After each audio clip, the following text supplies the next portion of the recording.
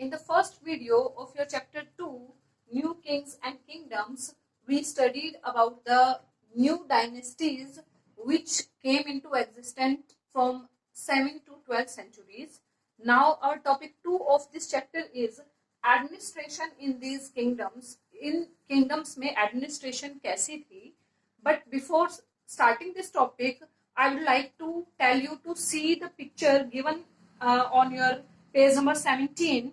This is a picture taken from the Ellora caves. Ellora केव से ये picture ली गई है जिसमें भगवान विष्णु को नरसिम्हा के अवतार में दिखाया गया है। नरसिम्हा अवतार में भगवान विष्णु जो थे वो हाफ मैन और हाफ लॉयन के फॉर्म में थे और ये जो आर्ट है ये राष्ट्रकूटा टाइम पीरियड में बनाई गई थी। Now come to our second topic, administration.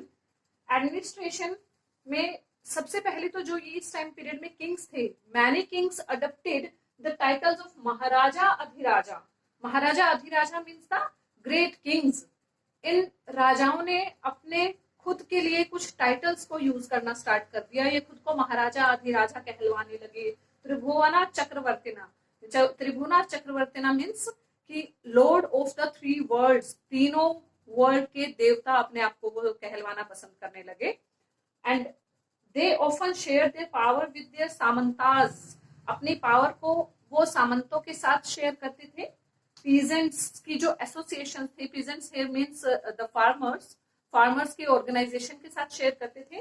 And traders and Brahmanas, इन सब के साथ वो अपनी पावर को शेयर करते थे।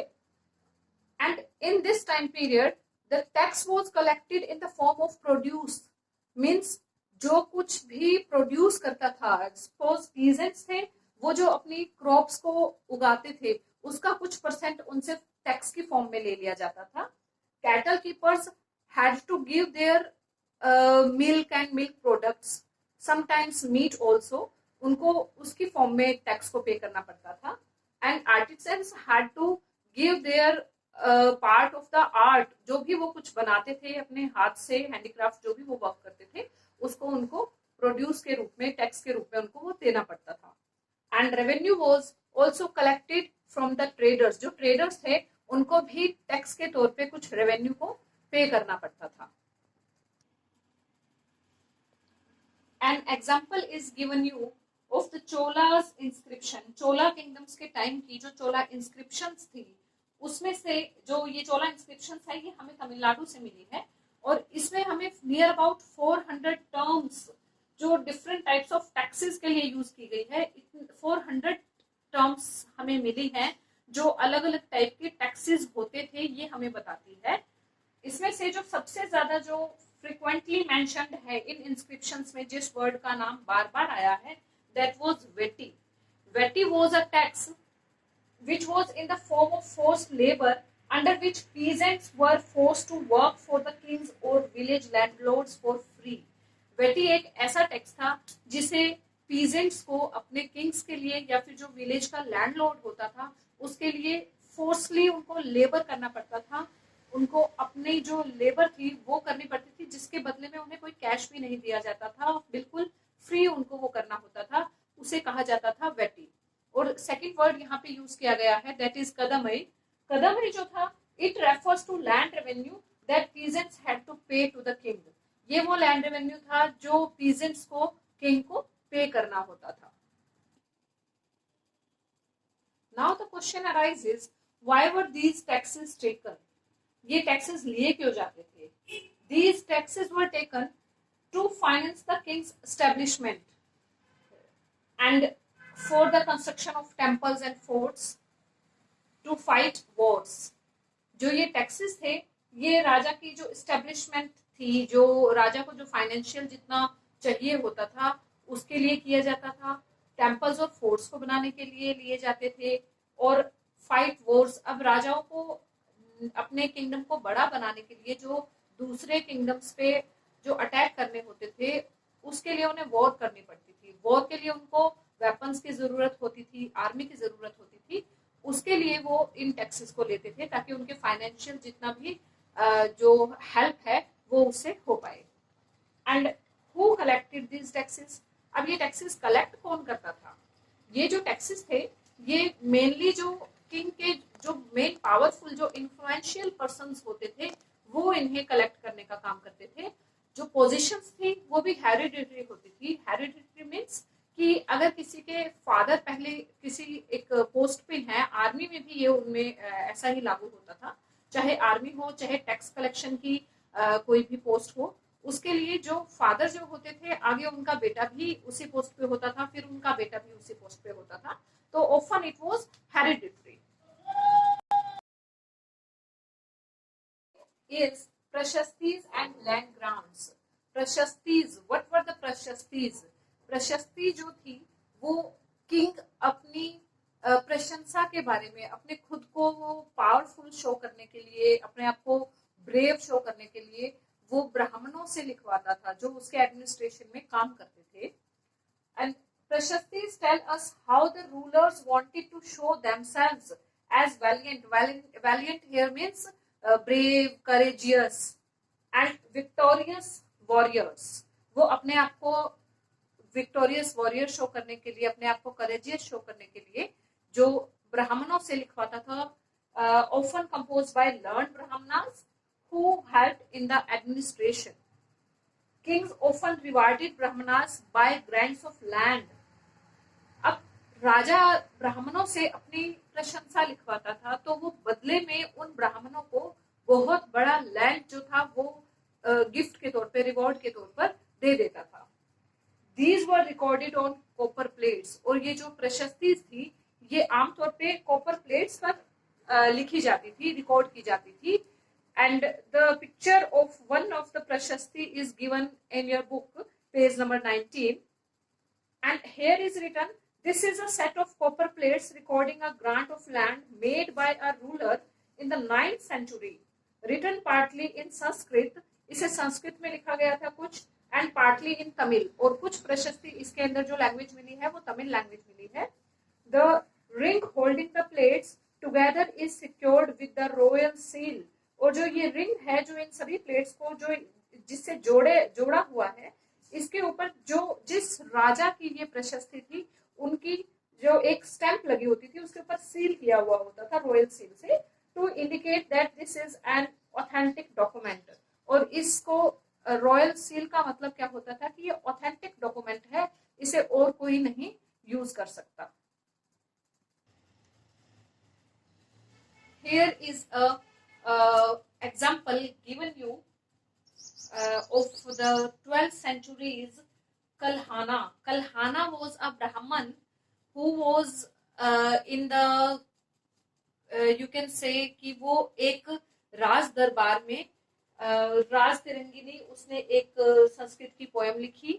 वो कश्मीर के राज दरबार में एक ब्राह्मण था and he composed a long poem in the Sanskrit language and the name of the poem is Raj Tarangini।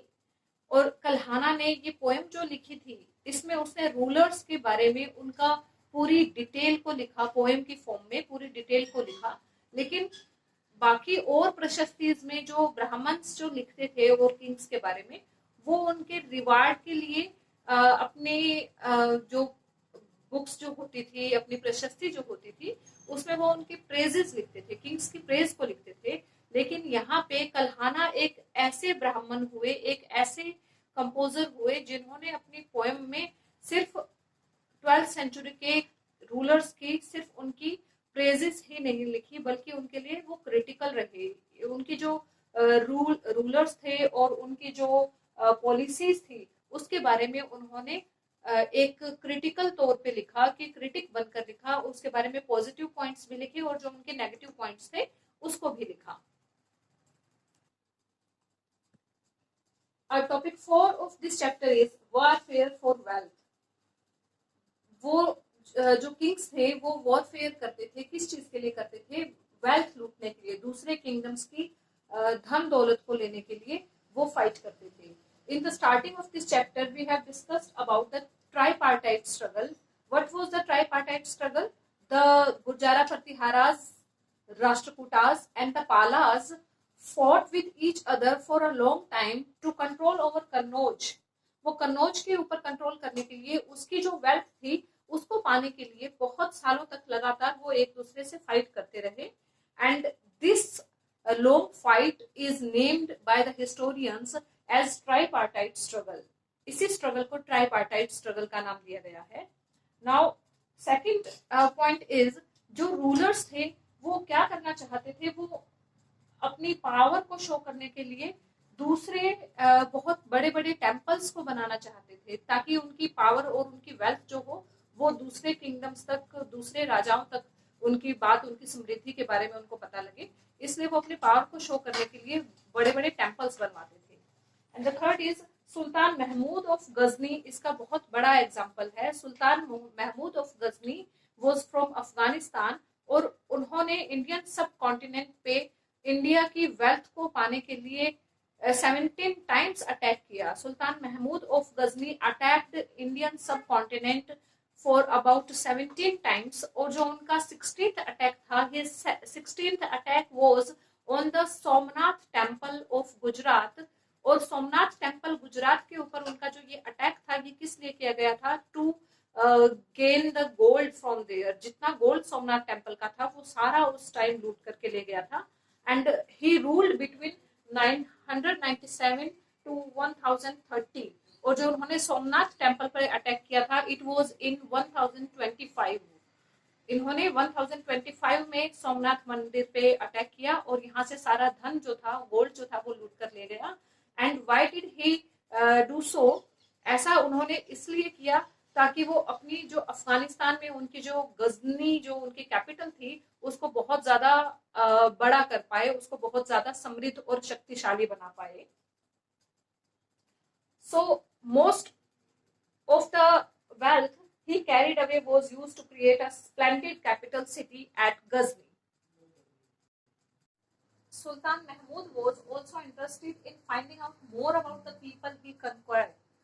He had a scholar named Al-Biruni. सुल्तान महमूद को जिन एरियाज को वो जीतता था, जिन एरियाज को वो कन्क्वायर करता था, वहां के लोगों के बारे में जानने का भी बहुत ज्यादा उसको इंटरेस्ट था। इसलिए उसने अपना एक स्कॉलर रखा हुआ था जिसका नाम था अल बिरूनी। और अल बिरूनी ने उसने इंडिया के ऊपर जितनी बार भी अटैक किया, जितना कुछ उसने इंडिया के बारे में जानने की कोशिश की, वो सब उसने अल बिरूनी से लिखवाया। Al Biruni wrote a book named as Kitab ul Hind. किताब उल हिंद उसने लिखी, जो कि अरेबिक फॉर्म में थी। और इसने इस बुक को लिखने के लिए जो इंडियन सब कॉन्टिनेंट के संस्कृत स्कॉलर्स थे उनसे भी कंसल्ट किया, और जो कुछ उसने यहाँ पे देखा, जो कुछ भी उसने फील किया, वो सारा अपनी इस बुक में उसने लिखा।